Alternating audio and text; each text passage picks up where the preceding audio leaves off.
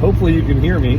I don't know if the engine noise in this little riced up Civic is worse than the road noise was in the Kia, but we're going to try this. I'll try to speak loudly. We'll see what happens. This is part 2 of The World Is Out to Get Me. For those of you who haven't watched part 1, I'm not going to recap it because I might just potentially go insane. So, when we left off, I was on my way to Nashville in that garbage-ass basket case Kia Soul to hopefully swap out for a vehicle so that I could then continue my drive back to Florida. I made it.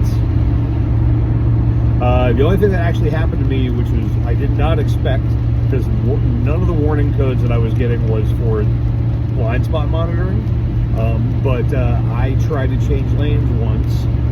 You put the turn signal on, because the lane assist will get mad at you if you don't, and there was nobody in the lane next to me, and it thought there was someone in the lane next to me, and it jerked the car back into the lane.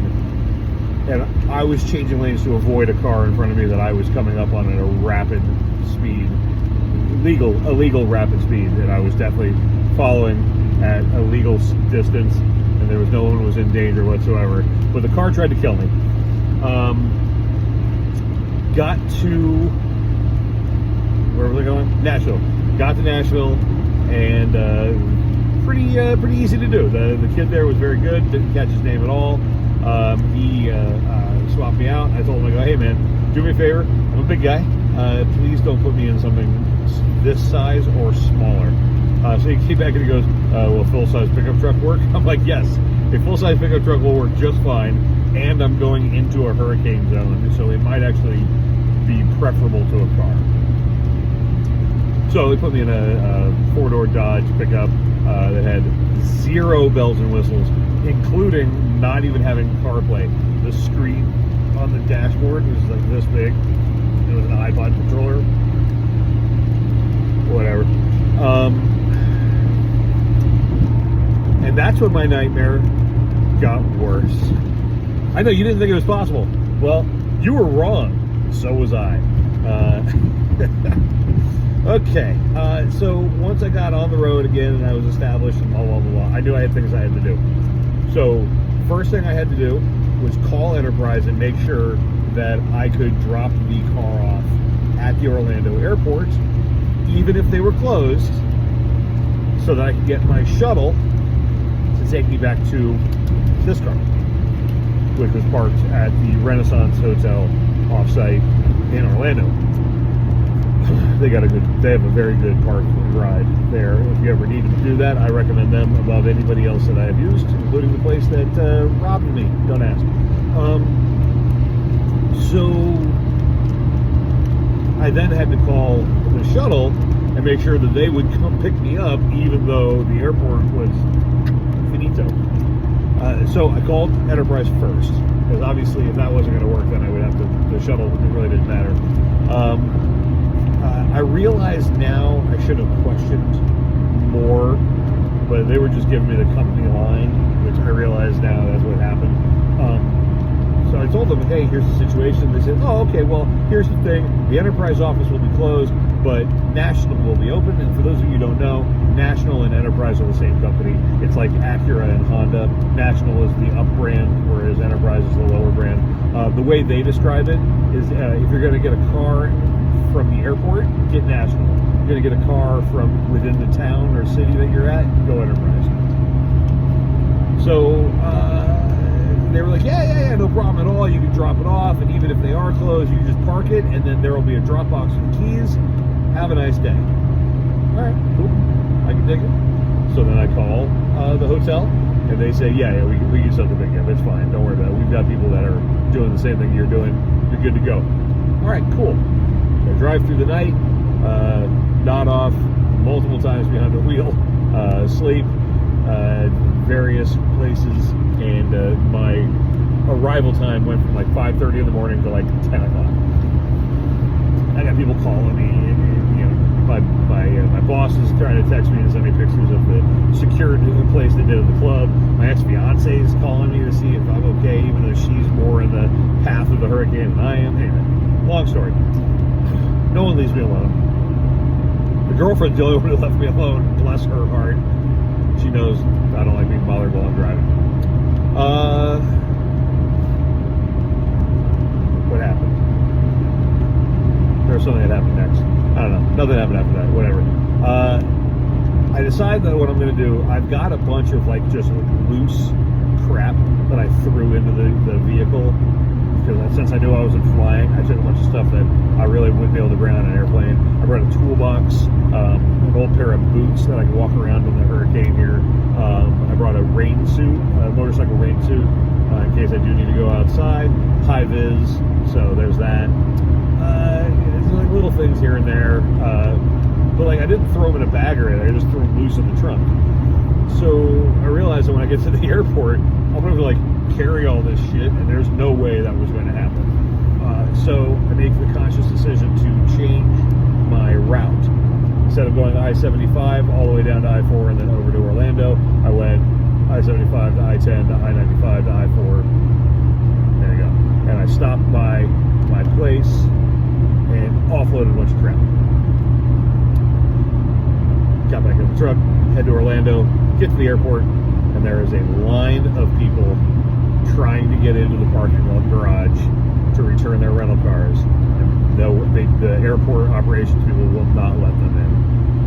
It's like mayhem. Everyone is like up in arms. It's just a sea of Karens. Everyone's white. Everyone's angry.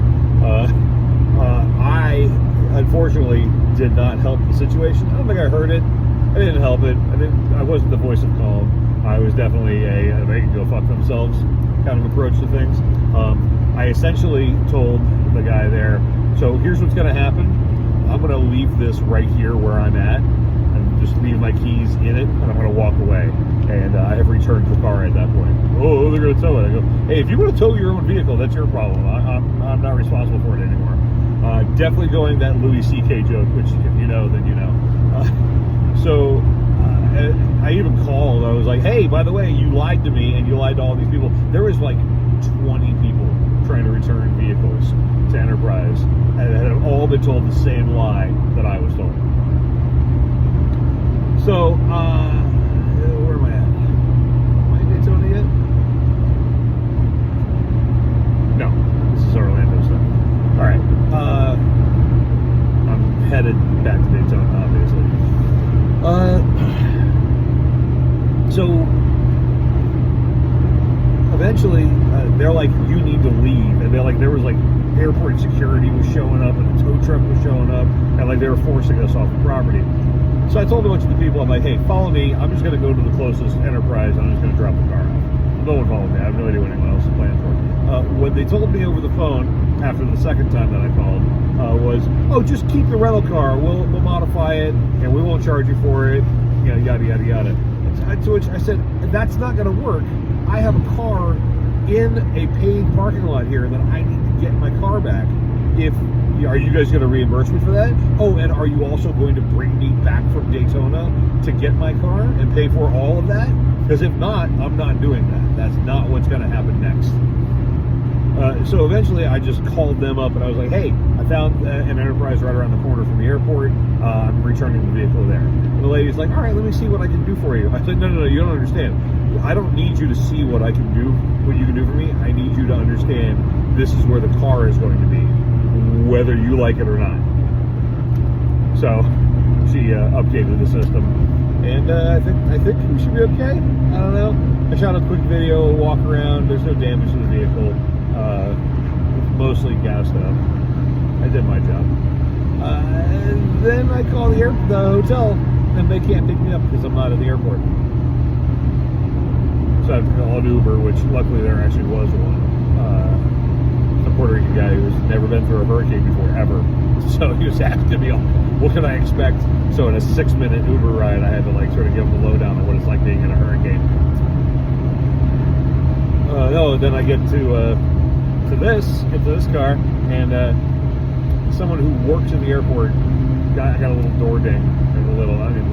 It blends in with all the other door dings. I don't even care. But the guy was like, I'm so sorry, blah, blah, blah. I'm like, bro, I want to get home so bad that you could literally have lit this vehicle on fire and I wouldn't care. I just want to go home. So I get in the car and then I remember that the shifter is busted. So I got something going on with the cool little jet boat over here. Talk about this, show you. There's something going on with, I believe, the bushings, and I can't go side to side. So like a 1-2 shift is fine, a 3-4 shift is fine, 5 to reverse is okay, but going from the 1-2, 3-4, and the 5 reverse line, I get a ton of resistance. And I don't know if I said, this is the remains of a 2-week-old broken finger that hurts like a son of a bitch. And trying to shift with this, it's not comfortable when the shifter works. I want to cry every time I have to shift this vehicle. And of course, driving through Orlando traffic is a lot of 1, 2, 3, 4, 1, 2, 3, 4, 1, 2, 3, 4. I'm so glad to get on the highway. So now I've still got a bunch of other crap that I got to go do. I got to take this car, which is obviously a lowered little Honda, not obviously, but it is. It's a lowered Honda Civic. Not going to do so well in a flooding situation. To my friend's place, where he's got some high ground parking. He's going to drive me to the club where my pickup truck is, and that is lifted. 2-wheel drive, but whatever. It looks like it's 4-wheel drive. I didn't do it. I just bought it that way. And then that at least I'll have a vehicle to deal with for the hurricane. Then I go back to my little off-grid world where I got 10 gallons of gas and a little tiny generator and the big solar panel thing and all that fun stuff.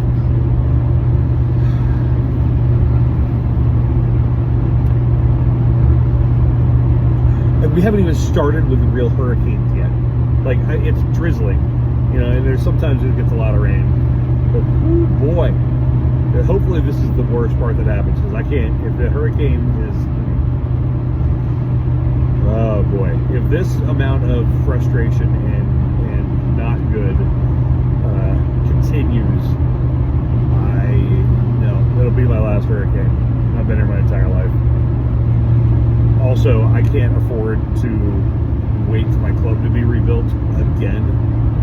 So if the hurricane destroys my club and shuts us down for any length of time, that's it. That'll be it. The only DJing I'll be doing is wearing this shirt that says, because I'm a DJ, that's why. So, wish everyone luck. I will say the most recent forecast path has shifted the cone south. So like if this is Daytona, the cone is here, and it keeps moving further south.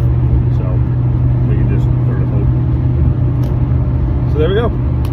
That's the update, at least in my own vehicle. And Enterprise has theirs, whether they like the way I did it or not.